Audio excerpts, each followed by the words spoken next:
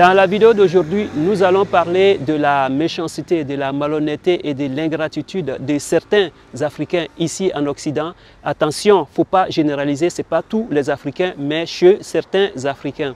Et ça sera tout de suite dans cette vidéo. C'est parti!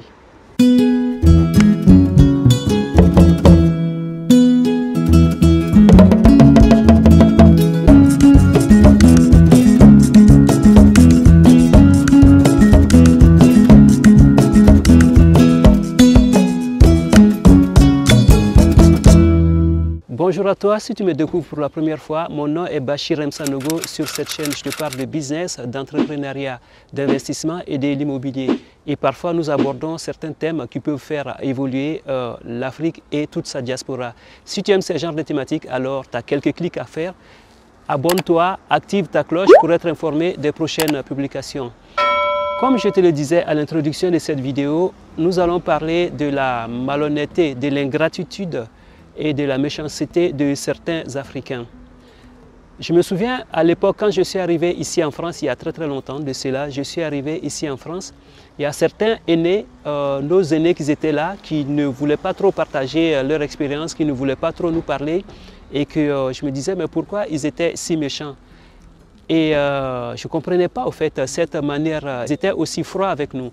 Je ne comprenais pas pourquoi il y avait cette froideur-là entre les personnes qui étaient là, qui étaient censées nous guider, parce que ça faisait quand même des années. Il y a certains, ça faisait 10 ans, il y a certains, ça faisait 15 ans, 20 ans qu'ils étaient là. Et donc pour moi, c'était des personnes qui devaient être quelque part nos phares, au fait, pour nous éclairer, pour nous dire qu'est-ce qu'il fallait faire et qu'est-ce qu'il ne fallait pas faire pour pouvoir mieux s'en sortir. Mais ce n'était pas le cas. C'était tout à fait le contraire. Quand on posait des questions, ils n'osaient pas nous répondre. Quand on demandait des choses, c'était jamais clair, au fait. Et avec le temps, j'ai fini par comprendre. Avec le temps, j'ai fini par comprendre parce que moi aussi, j'ai duré ici. Ça fait quand même un bon moment que je suis en Occident. Et j'ai fini par comprendre un peu pourquoi les gens sont aussi méfiants, aussi, même parfois il y a certains qui sont vraiment méchants. Il y a d'autres qui sont réservés, mais il y a d'autres qui deviennent vraiment méchants envers ce qui arrive. Pourquoi? J'ai pu voir quelqu'un qui avait accepté d'accueillir un jeune qui venait de débarquer. Pour lui, c'était son petit, comme on le dit si bien en Côte d'Ivoire. Cette personne qui l'a accueilli, on va appeler la personne Mustapha, on va dire. Mustapha a accepté d'accueillir Jean. Il ne faut pas faire d'amalgame, c'est juste des prénoms pour que ça soit clair. Donc Mustapha a accepté d'accueillir Jean chez lui. Mustapha avait sa femme, ses enfants, mais il a accepté d'accueillir Jean chez lui. Et qu'est-ce qui s'est passé? Avec le temps, Jean a commencé à s'intéresser à la femme de Mustapha. Et oui, il a commencé à s'intéresser à la femme de Mustapha. Et sachant que Mustapha était très occupé et qu'il travaillait tout le temps, et avec le temps aussi, je pense que la femme n'était pas forcément amoureuse de Mustapha. Parce que tu ne peux pas du jour au lendemain tomber amoureux de quelqu'un que tu ne connais pas comme ça, parce qu'il est plus jeune, parce qu'il est comme ci, il est comme ça. Tu ne peux pas tomber facilement amoureux de cette personne-là. Et donc c'est ce qui s'est passé. Mustapha s'est retrouvé à être expulsé de sa maison. Il s'est retrouvé à être expulsé de sa maison.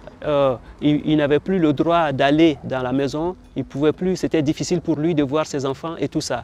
Parce qu'il a accepté d'accueillir Jean, son petit, comme on le dit si bien en Côte d'Ivoire, dans sa maison, dans sa famille. Et voilà comment est-ce que Jean l'a récompensé en lui prenant sa femme. Ce n'est pas un objet, mais en lui passant par derrière, au fait, en lui passant par derrière et puis voilà, créer une relation avec sa femme. Du coup, ça a été le point de non-retour. Mustapha s'est retrouvé jeté dans la rue et Jean a pris la place de Mustapha dans sa famille avec ses enfants et tout ça. Vous imaginez ce genre de scénario? Quelqu'un qui accepte de t'accueillir au sein de sa famille, te donner un coup de main et pour lui remercier. Qu'est-ce qui se passe? Toi, tu lui passes derrière et tu lui poignardes dans le dos. Et après tout ça, quand on entend ce genre d'histoire, vous pensez que ça donne le courage aux aînés qui sont là d'accueillir les jeunes qui sont en train de venir?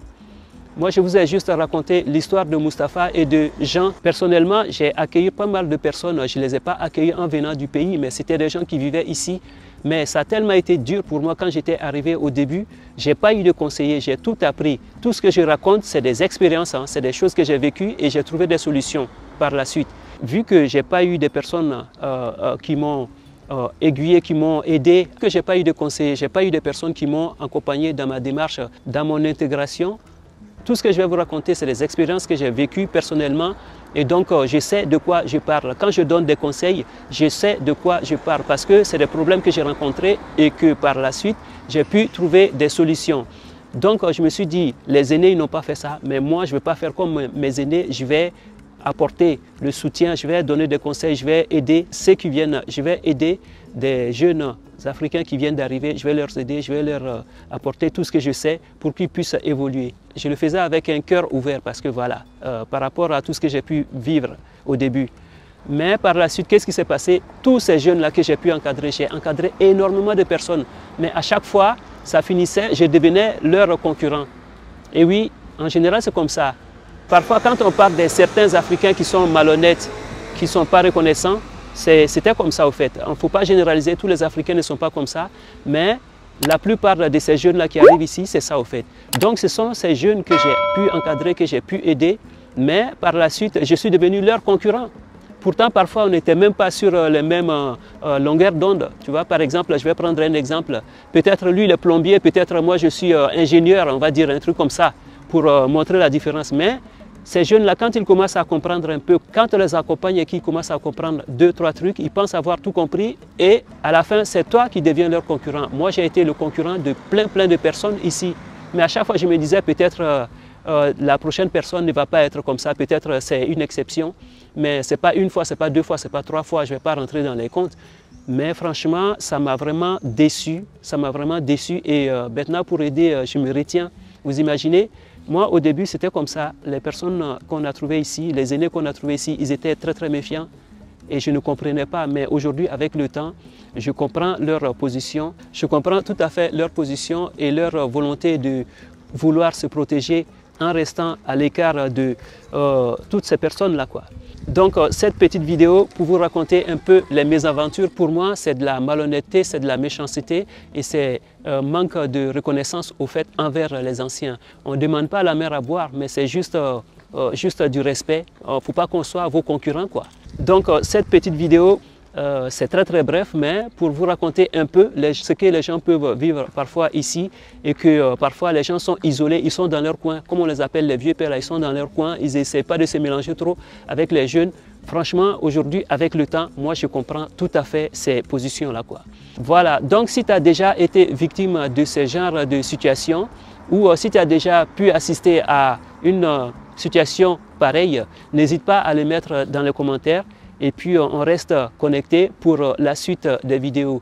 Voilà, c'est tout pour aujourd'hui. Si tu as aimé cette vidéo, n'oublie pas de la liker, de la partager dans toutes tes plateformes de réseaux sociaux afin que cette chaîne soit visible par tout le monde et que notre communauté puisse s'agrandir. Je te dis à bientôt pour une nouvelle vidéo. Ciao, ciao, ciao!